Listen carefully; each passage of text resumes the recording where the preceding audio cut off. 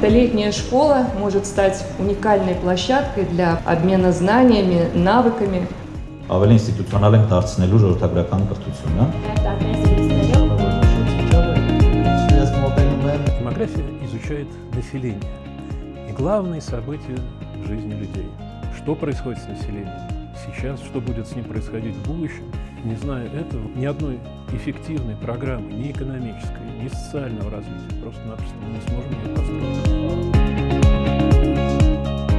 Ժողովրդագրական մարտահրավերներին դիմակայելու համար մեր անելիքը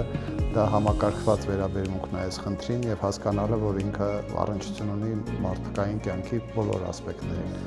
Եվ որպես դրանից ամենակարևորներից մեկը դա իհարկե կանանց դերի, կանանց գործառույթի, կանանց պատկերացումների աշխատաշուկայում, ընտանիքում։ It's vital to have gender equality for demographic resilience because as demographic resilience, gender equality is about the well-being of all in a country, men, women, children and the older people.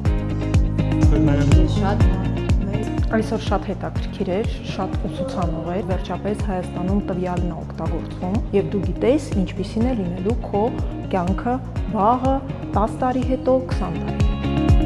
Կարևորագույն բանը, որ ինձ համար առանձնացրել են քանակական մեթոդների իմացությունը, որը որ իմ կարծիքով շատ կարևոր է ու հիմք հանդիսանում ցանկացած տեսակի